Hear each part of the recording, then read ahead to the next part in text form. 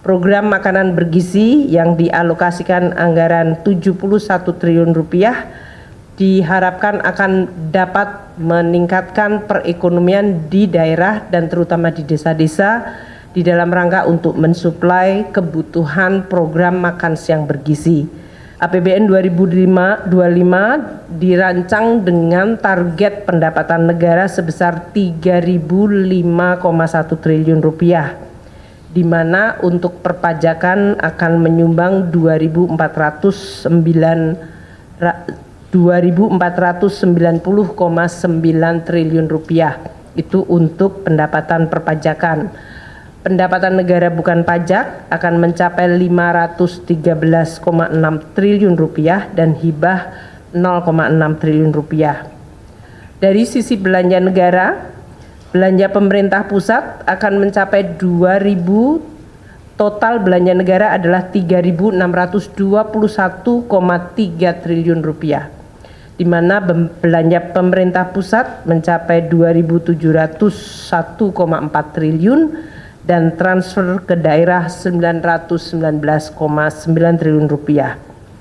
Defisit APBN 2025 dirancang pada tingkat 616,2 triliun rupiah atau 2,53% dari GDP.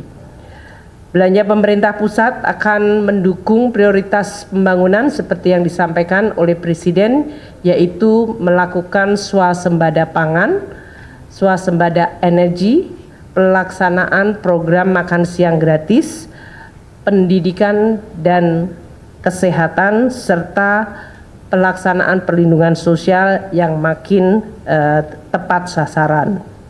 Untuk itu, dengan belanja 2.701,4 triliun, belanja pendidikan mencapai 724,3 triliun. Ini adalah belanja tertinggi fungsi pendidikan di APBN kita.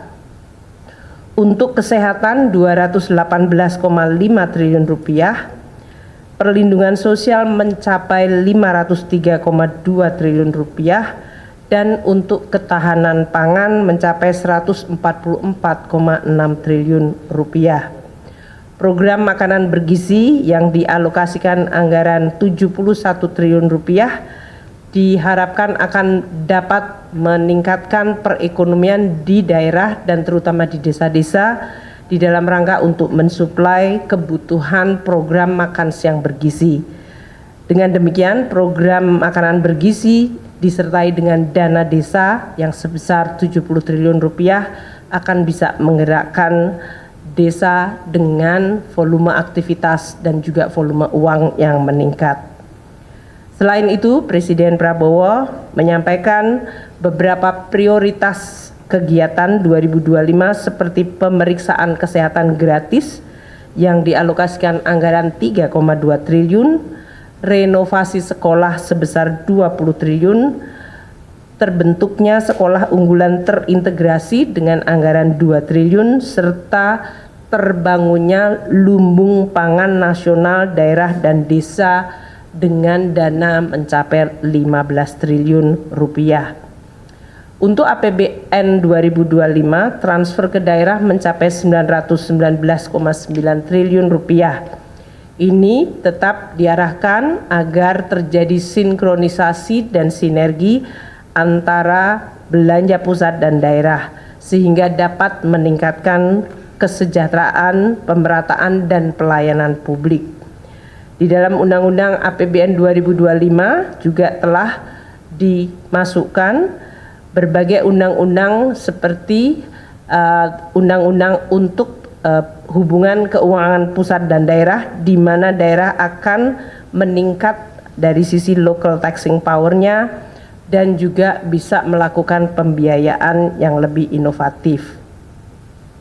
Untuk pendapatan negara sebesar 3.005,1 triliun, kita akan melakukan dengan terus melaksanakan reformasi perpajakan, pajak dan bea cukai, dengan terus menyusun program termasuk dalam hal ini menggunakan teknologi digital. Bapak Presiden terus menyampaikan agar kebocoran penerimaan negara terutama dari tindakan-tindakan ilegal akan terus menjadi pusat perhatian, dan juga dari sisi intensifikasi dan ekstensifikasi dari perpajakan. Kita juga mengikuti bahwa di dalam suasana global terjadi persaingan global taxation yang harus kita waspadai, sehingga kita juga harus terus menjaga agar basis perpajakan Indonesia tidak mengalami erosi dari praktek-praktek perpajakan global yang memfasilitasi terjadinya tax evasion dan tax avoidance. Untuk program Cortex dengan pemanfaatan teknologi digital dan juga program CESA di Bea Cukai akan terus disempurnakan. Juga akan dilakukan joint program serta penegakan hukum seperti yang tadi telah disampaikan oleh Bapak Presiden. APBN 2025 dirancang dengan defisit 616,2 triliun rupiah atau 2,53% dari PDB. Dalam kondisi global yang terus dinamis, pembiayaan defisit akan dilakukan secara hati-hati dengan terus meningkatkan kredibilitas, sustainabilitas, dan kesehatan APBN sehingga biaya dari defisit dapat terus ditekan. Kami juga akan terus menggunakan pembiayaan termasuk di dalamnya dalam rangka penguatan dari Sovereign Wealth Fund dan peranan dari BUMN. Mungkin itu yang kami sampaikan.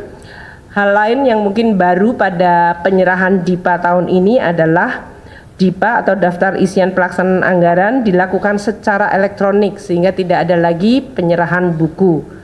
Pak Menko juga mendapatkan semuanya dalam bentuk elektronik yang bisa dipindai dari alat elektronik masing-masing yang kemudian masing-masing kementerian lembaga telah mendapatkan berbagai data yang sifatnya detail dari anggarannya. Mungkin Pak Menko mau menyampaikan dari sisi contohnya. Tadi saya dapatnya dari DIPA-nya Kementerian Luar Negeri karena DIPA-nya saya baru saja di sini kali. Karena tadi Pak Menlu nggak bisa buka jadi saya bukakan. Ini kira-kira kayak gini bentuknya. Yaitu ada jumlah alokasi anggaran per kementerian lembaga untuk berapa program, berapa kegiatan, dan juga dari satuan unit eselon 1-nya. Demikian yang bisa saya sampaikan. Terima kasih. Assalamualaikum warahmatullahi wabarakatuh.